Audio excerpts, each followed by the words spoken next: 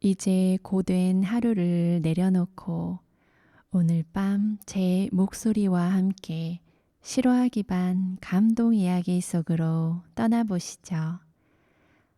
혹시 눈이 무거워지셔도 이야기는 끝까지 흘러가고 꿈속에서도 이어질 거예요. 첫 번째 이야기, 평생의 은혜를 갚은 남자. 시간을 거슬러 1950년대 전쟁 직후에 대한민국으로 가보겠습니다. 나라가 폐허가 되었던 시절 굶주림과 추위 그리고 끝없는 불안 속에서도 사람들은 하루하루를 버티며 살고 있었습니다. 그 시절 한 소년이 있었습니다. 이름은 강민수. 당시 겨우 12살이었습니다. 민수는 부모를 전쟁에서 잃고 홀로 떠돌이 생활을 하고 있었습니다. 그나마 의지할 친척은 먼 곳에 있었고 그조차도 소식을 알 수 없었죠. 너무 배도 고프고 추웠습니다. 민수는 장터를 전전하며 버려진 음식을 주워 먹거나 남이 먹다 남긴 국물에 밥을 말아 허기를 달랬습니다. 어느 날 민수는 쓰러질 듯 비틀거리며 장터 골목을 걷고 있었습니다. 한 발 한 발이 무겁게 느껴질 때 눈앞에 허름한 국밥집이 보였죠. 그 앞에서 어떤 40대 남자가 따뜻한 연기가 피어오르는 솥을 휘젓고 있었습니다. 그 남자는 민수를 한번 보더니 말없이 손짓했죠. 민수는 주저하며 다가갔습니다. 그러자 그 남자는 김이 모락모락 나는 국밥 한 그릇을 민수 앞에 내밀었습니다. 하얀 쌀밥 위로 소고기 몇 조각과 파 송송 얹은 따뜻한 국물이 민수의 눈에는 그것이 세상에서 가장 귀한 보물처럼 보였죠. 민수는 그 자리에서 허겁지겁 국밥을 먹었습니다. 따뜻한 국물이 목을 타고 내려가자 속이 풀리며 눈물이 뚝뚝 떨어졌죠. 그분은 조용히 웃으며 말했습니다. 천천히 먹거라, 배탈 난다. 그날 이후 민수는 며칠 동안 국밥집 앞을 맴돌았습니다. 그리고 하루에 한 번씩 남은 국밥이라도 그 아저씨는 꼭 민수에게 건네줬죠. 대신 조건이 있었습니다. 그저 먹기만 하는 것이 아니라 가게 주변을 쓸거나 장작을 나르거나 사소한 일을 도와야 했습니다. 민수는 기꺼이 기쁘게 그 일을 하며 조금씩 힘을 되찾았죠. 국밥집 아저씨의 이름은 박영호. 전쟁 전에는 장사꾼이었으나 전쟁 중 가족을 잃고 홀로 남아 장터에서 국밥을 팔고 있었습니다. 영호 아저씨는 자신처럼 가족을 잃은 소년을 보며 마치 잃어버린 자기 아들을 대하는 마음이었습니다. 몇 달 후 민수는 먼 친척을 찾아 남쪽 도시로 떠나야 했죠. 떠나는 날 그는 말했습니다. 아저씨, 언젠간 꼭 은혜를 갚겠습니다. 아저씨는 그저 손을 흔들며 웃었어요. 에휴, 그런 말 필요 없어. 너 잘 사는 게 나한테 갚는 거다. 건강해라. 시간은 흘러 40년이 지났어요. 1990년대 대한민국은 전쟁 직후의 폐허와는 전혀 다른 모습이었습니다. 고층 빌딩이 들어서고 거리는 화려해졌죠. 민수는 이제 50대 국내 굴지의 건설회사를 이끄는 성공한 기업인이 되어 있었습니다. 그는 사람들에게 성공한 자수성가형 인물로 알려졌지만 마음 한켠에는 평생 잊지 못한 얼굴이 있었습니다. 바로 그 추운 겨울날 자신을 살려준 국밥집 아저씨. 민수는 바쁜 일상 속에서도 틈틈이 장터가 있던 마을을 수소문했습니다. 그러나 세월이 너무 많이 흘러 국밥집은 너무 옛날에 사라졌고 아저씨의 소식은 알 길이 없었죠. 그러던 어느 날 민수는 지방의 한 재래시장을 지나던 중 구석에 앉아있는 허름한 어르신을 보았습니다. 얼굴에 깊은 주름, 하지만 어쩐지 낯익은 눈빛. 그는 순간 걸음을 멈추고 혹시 박영호 아저씨? 어르신은 잠시 그를 바라보다가 자상한 웃음을 지었죠. 민수냐? 얼굴이 똑같네. 그 한마디에 민수는 그만 울컥하며 무릎을 꿇었습니다. 사람들의 시선도 잊은 채 그는 어르신의 손을 꼭 잡았죠. 그날 이후 민수는 어르신을 서울로 모셔왔습니다. 좋은 집과 따뜻한 방, 매일 챙겨주는 건강식, 그리고 최고의 의료 서비스를 준비했습니다. 어르신은 처음엔 극구 사양했지만 민수는 말했죠. 평생의 은혜를 이제야 조금 갚는 겁니다. 그렇게 몇 해가 흘렀습니다. 어르신은 평생 받아보지 못한 편안함 속에서 여생을 보냈고 민수에게는 친부와 다름없는 존재가 되었습니다.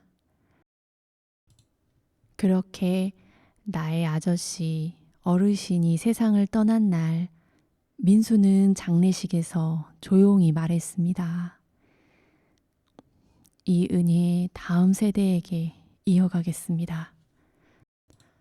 가난한 아이들에게 매년 장학금을 지원하며 그 아이들이 사회에서 훌륭한 인물이 되도록 돕는 일, 그것이 곧 자신이 받은 은혜를 이어주는 방법이라 믿었습니다.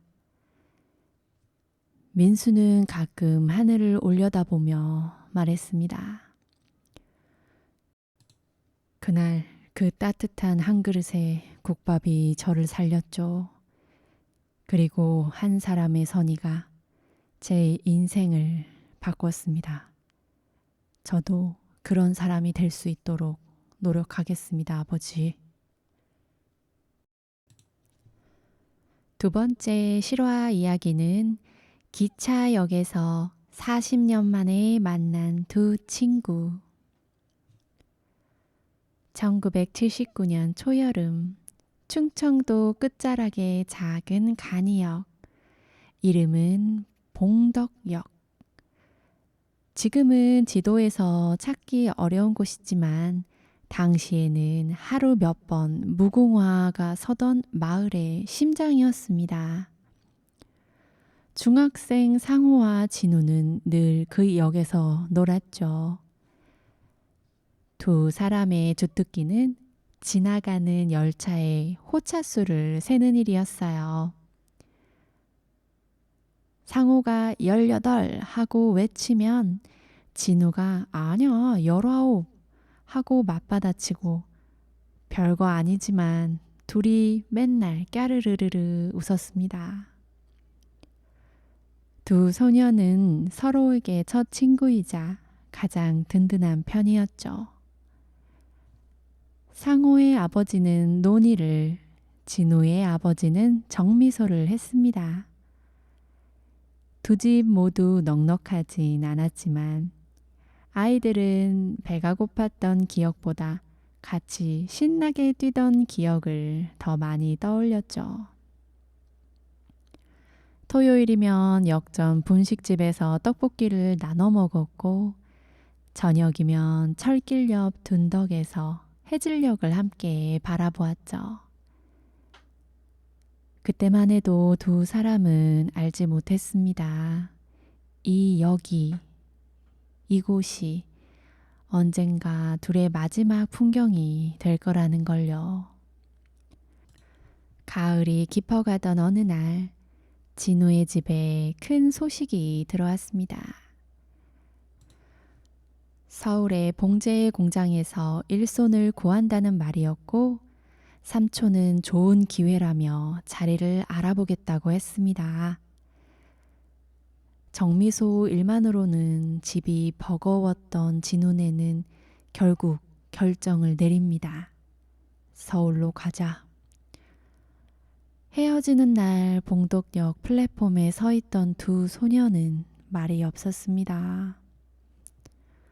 상호는 손에 꽉 쥔 파란 손수건을 진우에게 건넸죠. 이거 너 거야. 진우는 손수건을 말없이 주머니에 넣었습니다. 멀어지는 열차창 너머로 둘은 끝까지 손을 흔들었습니다.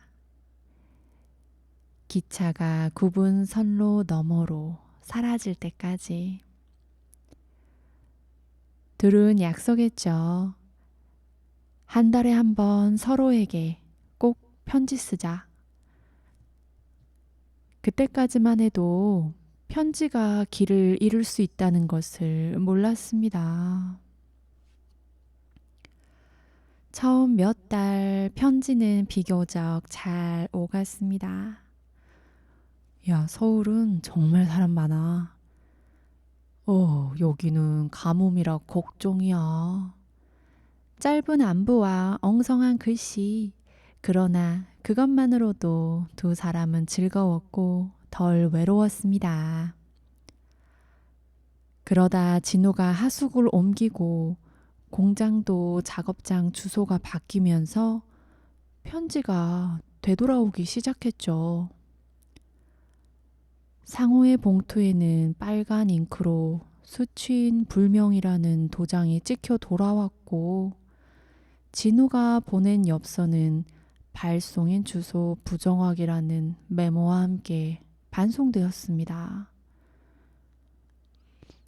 둘은 다시 써보기도 했지만 그쯤 진우의 집에는 일이 겹쳤고 상호의 집도 농사 형편이 어려워졌습니다. 편지는 어느새 한 장도 오지 않는 시간이 길게 흘렀습니다. 그리고 세월은 마음이 따라잡기 힘들 만큼 빨랐습니다. 군대, 결혼, 아이들, IMF, 부모님의 병환. 각자의 삶은 서로 부재를 일상처럼 품고 흘러갔습니다.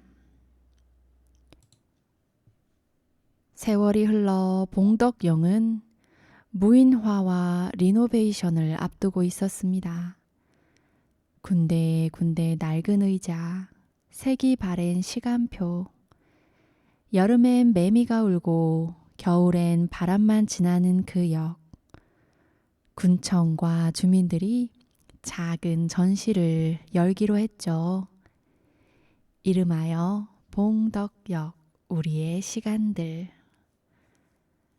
상호는 그 소식을 마을 단톡방에서 보았습니다. 은퇴한 지 1년, 아내를 먼저 떠나보내고 혼자 지내던 상호는 망설임 끝에 서랍 깊숙이 넣어둔 낡은 사진을 꺼냈죠. 1979년 그 역 의자에 앉아 어깨를 나란히 한 두 소년의 사진.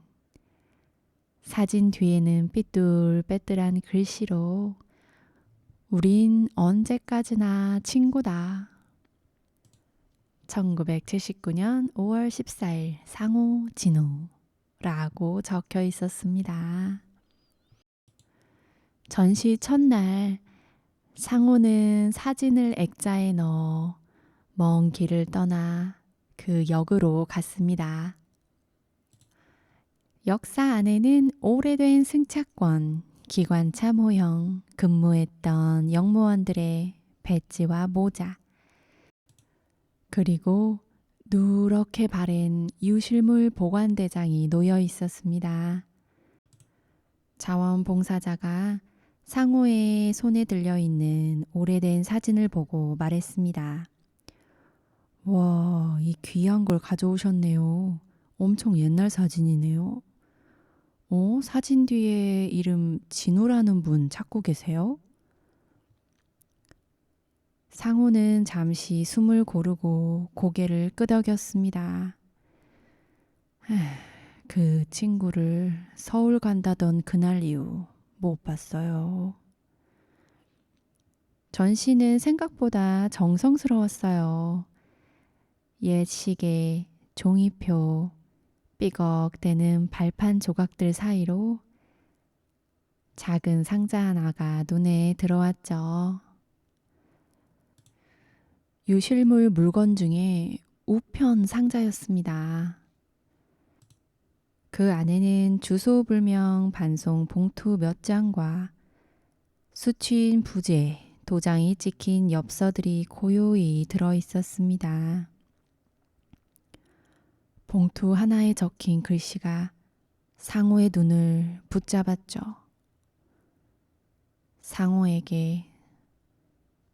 상호는 손을 떨며 봉투를 뒤집었습니다. 도착하지 못한 편지, 1981년 6월의 소인. 속을 꺼내보니 얇은 편지지에 이런 문장이 적혀 있었습니다. 상호야, 하숙을 또 옮겼어. 새 주소를 너한테 말 못했네. 공장은 잘 다니고 있지만 주말마다 역으로 가는 꿈을 꾼다. 우리가 앉아있던 봉덕역 의자, 그리고 너가 준 파란 손수건 아직도 잘 가지고 있어. 상호는 편지를 가슴에 껴안았습니다. 그때 역장의 방송이 울렸죠. 잠시 후 무궁화 1703 봉덕역 통과합니다. 안전선 밖으로 물러나 주세요. 레일 위로 바람이 달려왔습니다. 여전히 기차는 이 역을 지나가고 있었죠. 그날 오후 전시를 보러 머리 희끗한 남자가 역으로 들어왔습니다. 손엔 어린 소녀의 손이 잡혀 있었고 어깨에는 오래된 가죽 가방이 걸려 있었습니다. 남자는 유독 한 작은 액자 앞에 오래 서 있었어요. 두 중학생이 어깨를 맞대고 웃고 있는 사진. 그 순간 상호가 천천히 다가갔습니다. 이 사진 아세요? 남자가 돌아봤고 잠깐의 고요. 이름을 부르면 그 이름으로, 얼굴을 부르면 그 얼굴로 오랜 세월이 툭 떨어져 나가는 순간이었습니다. 남자는 물었죠. 혹시 상호냐? 상호는 대답하지 못했어요. 대신 셔츠 주머니에 파란 손수건을 꺼내 들어 보았습니다. 진우의 눈이 커졌고 손이 떨렸죠. 그 역시 가방 안에서 해진 파란 손수건을 꺼내 올렸습니다. 두 장의 손수건이 40년의 시간을 사이에 두고 같은 색으로 흔들리고 있었네요. 손녀가 물었죠. 할아버지, 왜 울어? 진우는 고개를 끄덕이며 웃었습니다. 친구를 찾았구나. 오래된 벤치에 두 사람은 나란히 앉았습니다. 많은 말이 필요하지 않았죠. 대신 서로의 시간표를 하나씩 꺼내 보여주듯 조용히 삶을 풀어놓았습니다. 진우는 서울의 봉제 공장에서 시작해 기술을 배워 자수 공장을 차렸다가 IMF 때 공장이 문을 닫혔다고 했습니다. 그 뒤로 그는 택시기사로 20년을 보냈고 손녀는 딸이 맞벌이를 하느라 잠시 돌보고 있다고 했습니다. 아내는 몇 해 전 먼저 떠났고 혼자 있을 때면 가끔 봉덕역 꿈을 꿨다고요. 플랫폼 끝에 서 있으면 어디선가 파란 손수건이 펄럭이는 꿈. 상호는 농사를 하고 있다고 했습니다. 부모님을 모시다 둘 다 떠나보냈고 늦게 낳은 아들은 부산에 있다고요. 아내는 많이 아팠다가 먼저 갔고 그래서 한동안 말을 잃고 살았다고 했습니다. 그러다 우연히 전시 소식을 보고 서랍 속 사진을 들고 나왔다고요. 둘은 잠시 말을 멈추었습니다. 해가 역 유리창을 넘어 길게 기울었죠. 레일 위에 황금빛 긴 자국이 생기고 바람이 역사를 한번 훑고 지나갔습니다. 자원봉사자가 다가와 유실물 상자에서 찾은 반송 봉투들을 조심스럽게 건넸죠. 아까 보시던 편지, 이건 진우님이 상호님에게 보낸 다른 편지들이고요. 이건 상호님이 진우님께 보낸 것 같은데 반송된 거예요. 두 사람은 마치 뒤늦게 도착한 자신들의 젊은 날을 받아들듯 봉투를 꼭 품에 안았어요. 각각 한 장씩 펼쳐 소리내어 읽었습니다. 너가 서울로 떠난 뒤 봉덕역 의자에 혼자 앉아있어. 열차가 지나가면 너가 손을 흔들 것만 같아. 서울은 밤에도 하나다. 가끔은 그 불빛 속에서 길을 잃어. 상호야, 다음 달엔 꼭 답장할게. 둘은 웃다가 울었습니다. 그때 열차가 역으로 들어왔죠. 문이 열리고 몇몇 승객이 내렸습니다. 둘은 자연스레 일어나 플랫폼 끝으로 걸었습니다. 기둥에 기댄 채 소년 시절의 자리처럼 나란히 서 있었죠. 상호가 말했습니다. 야, 예전처럼 호차 세워볼래? 진우가 웃었죠. 눈이 침침해도 한번 해보자. 하나, 둘, 셋.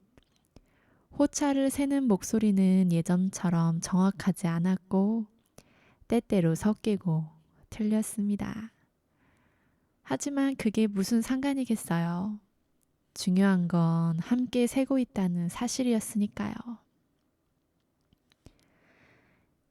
열차가 다시 출발했어요. 바람이 손수건을 흔들어 올렸고 그 파란색이 저녁 하늘에 잠깐 스며들었습니다. 진우가 조심스레 말을 꺼냈어요. 상호야, 다음 주 토요일 시간 되면 여기서 또 볼까? 상호가 고개를 끄덕였죠. 한 달에 한 번 말고 한 주에 한 번 보자. 둘은 웃었어요. 연락처를 종이에 적지 않았습니다. 대신 오후 4시 봉덕역 플랫폼 그 한 문장으로 약속을 대신했어요. 늦게 도착한 편지들처럼 뒤늦게 맞춰지는 서로의 시간표에 기대어. 그 후로 두 사람은 매주 역에서 만났습니다. 가끔은 진우의 손녀가 따라와 역사를 뛰어다녔고 가끔은 상호가 집에서 삶은 맛있는 옥수수를 가져왔죠. 둘은 봉덕역 전시 끝자락에 작은 메모를 붙였습니다. 우리는 봉덕역에서 헤어졌고 몇십 년 후 봉덕역에서 다시 만났습니다. 편지는 늦게 도착해도 친구는 끝내 길을 잃지 않습니다.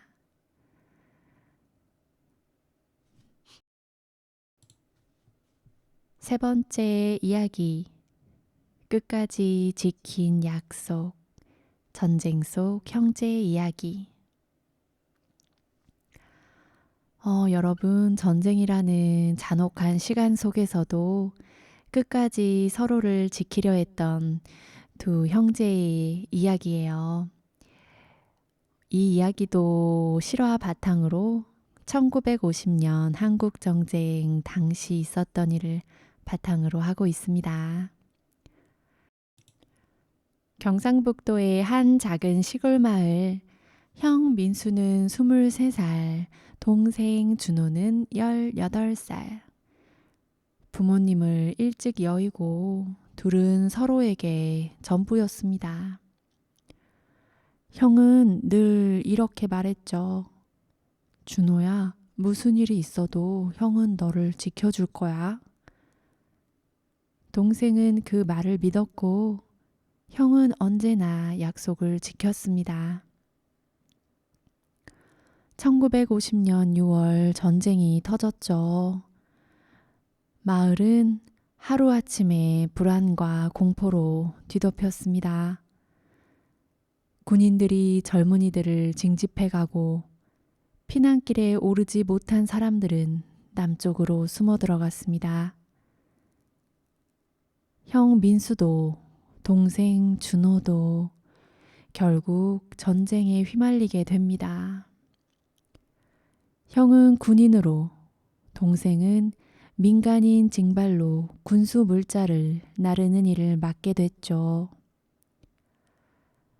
전선은 점점 북쪽으로 또다시 남쪽으로 밀렸다가 당겨지기를 반복했습니다. 그러던 어느 날 형과 동생이 같은 지역에 있다는 소식이 들려왔어요. 그건 기적 같은 일이었죠. 형은 위험을 무릅쓰고 동생을 찾아갔습니다. 마침내 전선 근처의 허름한 창고 앞에서 둘은 마주쳤죠. 서로의 얼굴은 피곤과 굶주림으로 초췌했지만 눈빛만은 예전 그대로였습니다. 준호야, 형. 그 순간만큼은 전쟁도 총소리도 들리지 않았어요. 둘은 꼭 끌어안고 다시 만난 기쁨을 나눴죠. 하지만 기쁨은 오래가지 않았습니다. 그날 밤 적군의 기습이 있었습니다.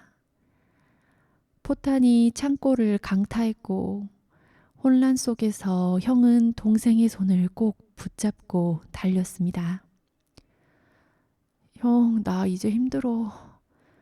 조금만 더 가자. 형이 데리고 나갈게. 형은 동생을 감싸며 총알이 빗발치는 들판을 건넜습니다. 그 순간 총알이 날라왔고 형은 동생을 감싸다가 어깨에 총알이 스쳤습니다. 하지만 그는 이를 악물고 동생을 잡고 계속 뛰었습니다.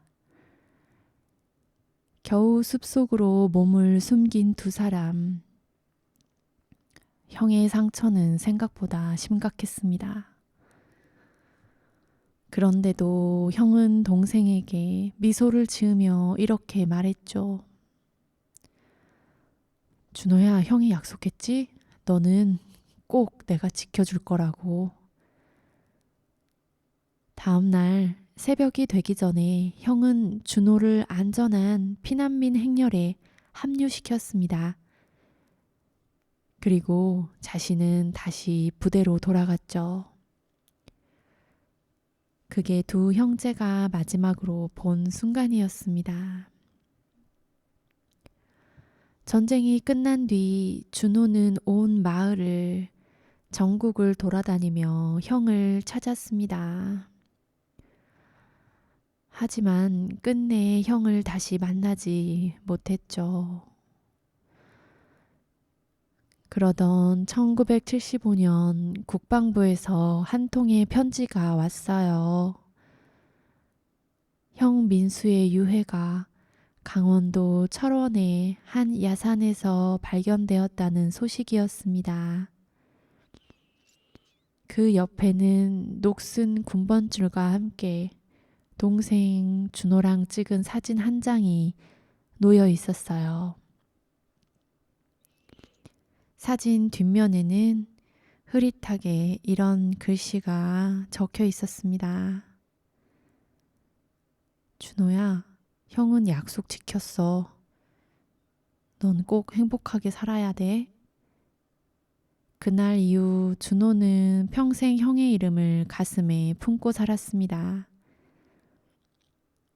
그는 형의 묘 앞에서 매년 이렇게 말했죠. 형, 약속 지켜줘서 고마워. 나도 형이랑 약속한 대로 행복하게 잘 살고 있어.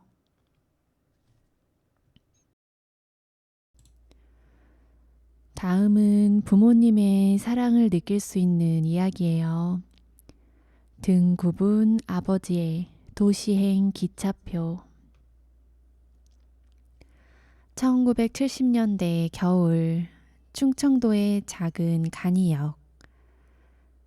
찬 서리가 플랫폼 난간을 하얗게 덮고 매점 유리문 틈으로 라디오 소리가 새어나오던 시절.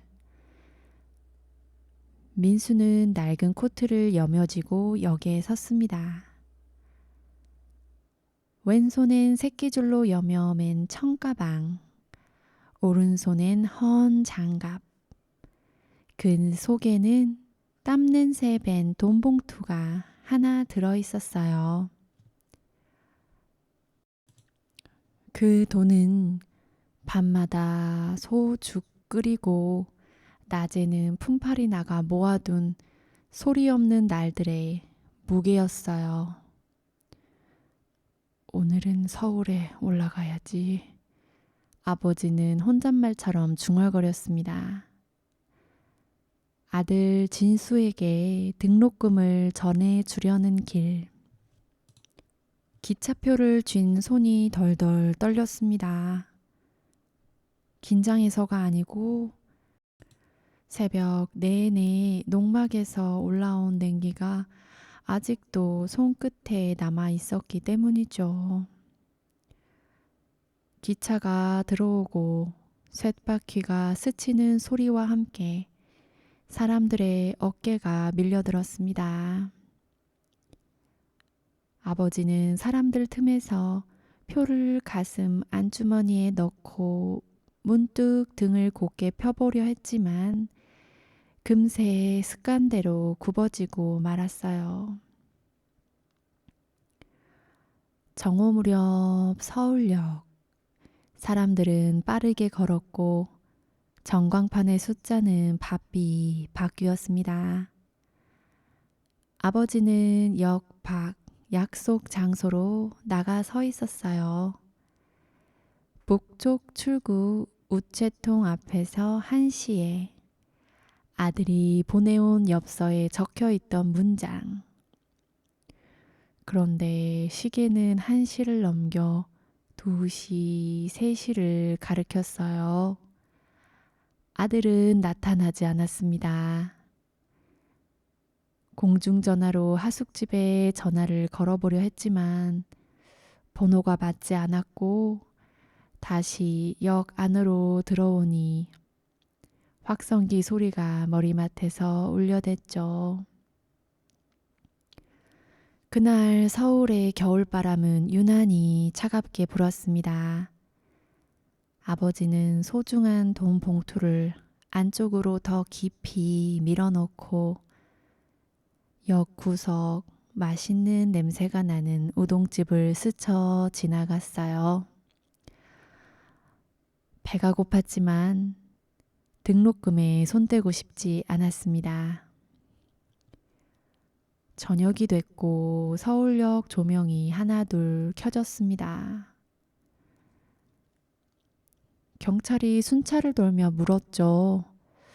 아저씨 너무 오래 여기 서 계시는 거 아니에요? 아버지는 허리 굽혀 대답했어요. 아들이 좀 늦나 봐요. 조금만 더 기다릴게요. 역 대합실 의자 하나에 아버지는 밤을 붙들어 맸습니다. 두 겹 양말 사이로 냉기가 올라오고 어깨를 움츠릴수록 등은 더 굽어만 갔습니다. 다음날 아침 멀리서 진수가 달려왔죠. 여러 아르바이트를 하면서 정신없이 지내느라 날짜를 착각했던 거예요. 아버지는 화내지 않았습니다. 그는 그저 아들의 얼굴을 오래 바라보고 코트 안쪽을 열어 돈 봉투를 꺼냈습니다.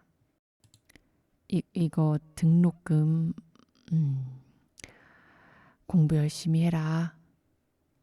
아들은 봉투를 꽉 쥐었습니다.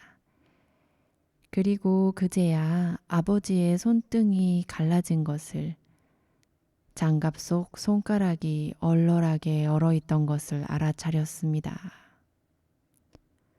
아버지, 밥부터 드세요. 우동집 의자에 마주 앉아 뜨거운 국물이 김을 올렸습니다. 아버지는 면을 절반쯤 건져 아들 그릇에 올려주었습니다. 많이 먹어라. 아들은 학교로, 아버지는 고향으로. 플랫폼에서 기차가 밀려 들어오자 아버지는 고개를 끄덕였죠. 공부 열심히 하고 다음 방학 때 한번 내려와라. 아버지가 기차에 오르는 순간 아들은 처음으로 그 등을 바라보았습니다. 평생 무거운 짐을 지느라 굽어버린 등. 그 등은 떠나는 순간에도 그늘을 자식 쪽으로 만들고 있었습니다. 세월이 흘러 진수는 회사를 다니며 결혼을 하고 아이들을 키우며 자신도 아버지가 되었습니다. 아버지가 되어보니 자식에 대한 사랑이 얼마나 큰지 느낄 수 있었죠.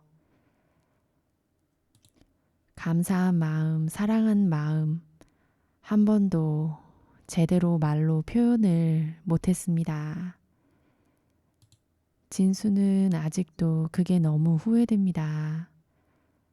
아버지가 돌아가시기 전 사랑한다고 한마디 꼭 할 걸.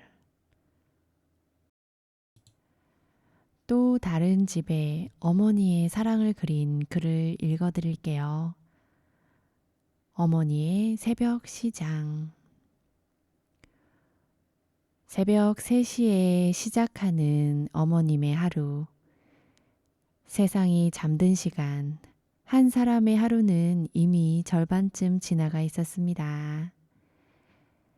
1980년 겨울 서울의 재래시장 골목 어둠 속에서 손수레 바퀴 소리가 미끄러집니다. 어머니는 두툼한 목도리를 동여매고 빈 수레를 끌고 도매시장으로 향합니다. 무, 배추, 파, 달걀, 그리고 따끈한 두부 한 모. 그녀는 새벽 3시에 일어나 4시에 도착해 해가 떠오르기 전까지 자리를 펴고 국 한 솥을 올립니다. 솥에서는 멸치와 다시마가 익는 향기가 피어오르고 어둠은 조금씩 국물 냄새에 젖어듭니다. 첫 손님은 늘 노점 이모님들이었습니다. 아유, 국물부터 줘. 어머니는 대접을 두 손으로 잡고 넘치지 않게 따라 건넵니다. 이른 새벽에 채운이 사람들 사이로 건너갑니다. 아이 둘을 혼자 키우는 어머님에겐 시간은 돈이었습니다. 아, 바쁘다. 5시 반 야채 손질하고 6시 해장국용 무청을 다듬고 7시는 아이들 도시락 만들고 8시는 우리 아들 철수 등교 확인. 아이에게 건네는 아침은 늘 달걀 프라이 하나 그리고 따뜻할 때 먹어라는 말 한마디였습니다. 어머니는 공책 하나를 가지고 다녔죠. 겉표지는 기름과 국물에 얼룩졌고 모서리는 달아 있었습니다. 그 안에는 외상 장부, 오늘의 매출, 그리고 간간히 일기처럼 짧은 문장이 적혀 있었죠. 겨울 장사 힘드네. 그래도 아이들이 웃는다. 우리 아들 철수가 엄마 냄새 좋다 했다. 합격하면 장화 사줘야지. 발이 늘 젖네. 비가 퍼붓던 어느 봄날 시장 천막이 쾅 소리를 내며 뒤집혔습니다. 손님은 끊겼고 술의 바퀴는 진창에 빠졌습니다. 밤 초등학교 아들 철수가 잠든 후에야 어머니는 발을 씻었어요. 허벅지까지 찬 물이 살갗을 쓰렸고 그녀는 빨래대 옆에 체중을 기댄 채 잠깐 눈을 붙였습니다. 그렇게 세월이 흘러 우체부가 작은 흰 봉투를 가져왔습니다. 어휴, 합격 통지서 같아요. 어머니는 처음에 열지 못했고 손이 덜덜 떨렸죠. 철수가 봉투를 열어 떨리는 목소리로 어머님께 읽어드렸어요. 엄마, 합격을 축하한대. 어머니는 주저앉아 울었습니다. 소리내 울면 아들이 놀랄까봐 고개를 숙이고 무릎에 얼굴을 묻었습니다. 그날 밤 공책에 짧게 적었죠. 우리 아들이 대학에 붙다. 나는 내일도 3시에 일어나야지. 등록금을 마련하느라 한여름을 통째로 보냈고 마침내 개강날이 되었습니다. 어머니는 편지 한 장을 아들 가방에 넣었죠. 철수야, 너는 엄마의 길이 아니라 너의 길을 걸어라. 엄마는 새벽에 시작해 저녁에 끝나는 길밖에 몰랐지만 너는 따뜻한 길을 걷고 꼭 낮에 일해라. 혹시나 살다가 힘들면 엄마가 국 끓여 기다릴게. 철수는 공부를 열심히 해 졸업도 하고 직장을 얻고 결혼을 했습니다. 그 사이 어머니의 손수레는 더욱 더 낡아졌고 오른쪽 무릎은 자꾸 시큰거렸죠. 그녀는 그래도 새벽 3시에 일어나 국을 올렸습니다. 그해 겨울 독감이 돌았습니다. 어머니는 너무 몸이 아파 정말 오랜만에 한 번 일을 쉬었습니다. 그리고 그날 밤 조용히 잠들었어요. 장례를 치른 뒤 철수는 어머님의 공책을 펼쳤습니다. 마지막 장 작은 봉투 하나가 떨어졌죠. 겉면엔 어설픈 필체로 쓰인 이름 철수에게 내 새벽은 너의 낮이 되었다. 내가 국을 끓이면 너는 세상을 끓여라. 시장에서 배운 건 한 가지야. 따뜻한 것이 이긴다. 아들 철수는 그 자리에서 오래 울었습니다. 다음 이야기는 평범해 보이지만 결코 평범하지 않았던 한 버스 기사님의 하루에서 시작됩니다. 옛날 1980년대 후반 서울 변두리의 한 동네, 그곳엔 매일 같은 노선을 달리는 시내버스 기사님이 있었습니다. 사람들은 그를 그냥 버스기사 아저씨라고 불렀지만 사실 그는 누구보다 따뜻한 마음을 가진 분이었죠. 아침 5시 동네가 아직 어둠 속에 잠겨 있을 때 기사님은 늘 같은 습관으로 차를 점검했습니다. 타이어를 두드려 보고 엔진 소리도 들어보고 좌석 사이를 빗자루로 쓱쓱 쓸어내립니다. 그는 늘 이렇게 말하곤 했죠. 내 버스에 타는 손님들이 조금이라도 편안해야지. 그리고 곧 첫 승객들이 탑승합니다. 학생, 시장 상인, 공장에 출근하는 노동자들.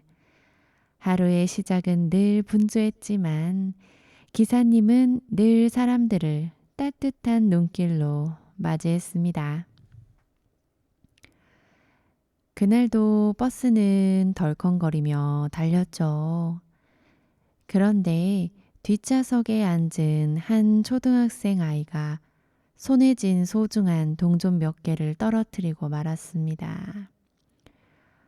바닥에 동전들이 굴러가 버리자 아이는 울상이 되었죠. 그 돈은 점심을 사 먹으려 어머니가 쥐어준 아이에게 전부였기 때문입니다. 그 모습을 본 기사님은 정차 후 조심스레 아이를 불러서 동전을 찾다가 주머니에서 오래된 1,000원짜리 한 장을 꺼내며 말했습니다. 아저씨가 오늘 너의 밥값을 내줄게. 이건 그냥 받는 건 안 돼. 커서 너가 어른이 되면 너보다 힘든 사람을 만나면 꼭 도와줘야 한다. 알겠어? 아이의 눈에는 감사의 눈물이 그렁그렁 맺혔죠. 그날 이후 그 아이는 매일 버스를 탈 때마다 기사님께 큰 목소리로 인사를 했습니다. 며칠 뒤 한 할머니가 무거운 보따리를 들고 버스에 올랐죠. 계단을 오르는 것도 벅차 보였습니다. 기사님은 자리를 떠나 할머니의 짐을 직접 들어드리고 자리로 안내해드렸죠. 승객들이 웅성거렸어요.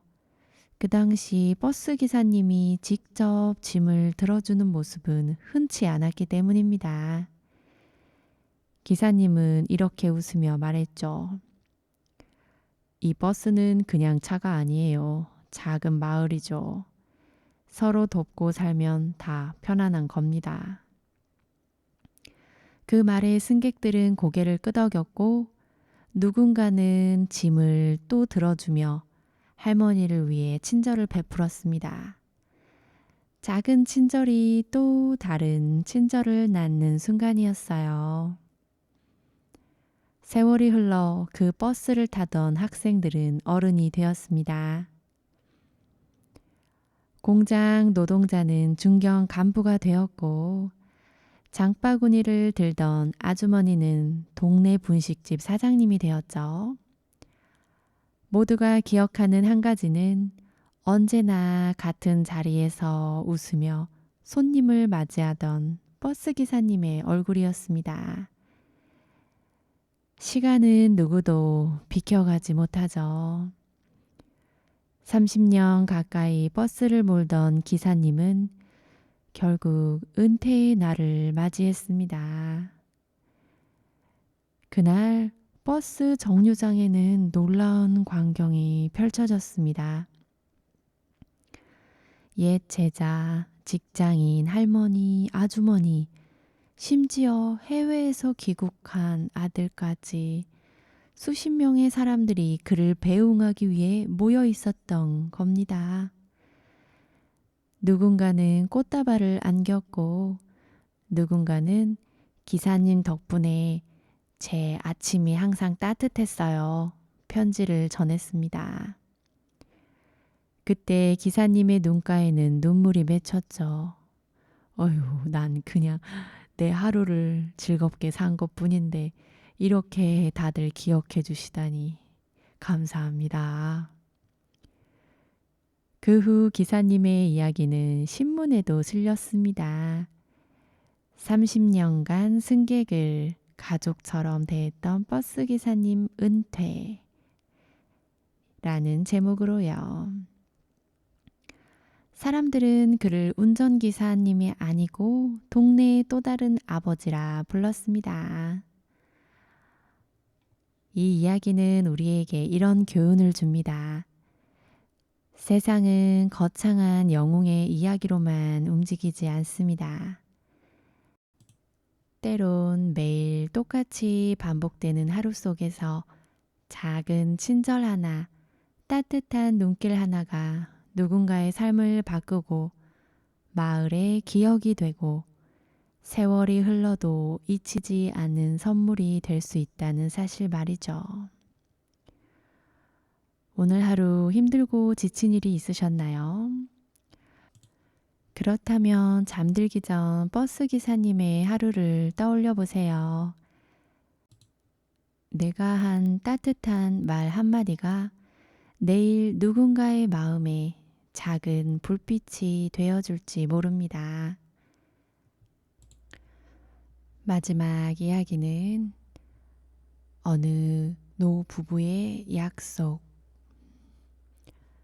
한 시골 마을에서 평생 농사를 지으며 살아온 70대 부부가 있었습니다. 남편은 평생 고생만 하느라 몸이 약해졌고 아내 역시 무릎과 허리가 성치 않았습니다. 결국 두 사람은 같은 시기에 병원에 입원하게 되었지요. 우연히도 부부는 같은 병실에 자리를 배정받았습니다. 병실의 다른 환자들은 아이고 부부가 함께 입원하는 것도 드문 일이네 하며 신기해했죠. 남편은 폐 질환으로 숨 쉬는 것조차 좀 버거웠습니다. 밤마다 기침이 멎지않아 고통스러워했죠. 아내는 관절 수술을 앞두고 불안했어요. 하지만 서로를 바라볼 때면 그 불안이 조금은 사라졌습니다. 남편은 산소호흡기를 쓰고도 아내에게 웃어 보이며 말했습니다. 여보, 나만 믿어. 우리 둘이 같이 퇴원해야지. 아내도 그 손을 꼭 잡으며 대답했어요. 당연하죠. 당신 없는 세상 나는 생각도 안 해요. 꼭 같이 나가야 해요. 그 후로 두 사람은 병실에서 작은 약속들을 지켰습니다. 하루 3번 식사할 때마다 서로의 반찬을 먼저 챙겨주었고, 아내는 수술을 앞두고도 남편이 먹을 죽을 젓가락으로 더 잘게 잘라주었습니다. 밤이 되면 남편은 힘겨운 숨을 몰아쉬면서도 아내의 손등을 꼭 잡고 있었죠. 혹시라도 내가 밤에 먼저 가면 어쩌지 하는 두려움이 있었기 때문이에요. 아내도 잠이 들기 전 조용히 속삭였습니다. 여보, 같이 버텨요. 우리는 평생을 함께 했잖아요.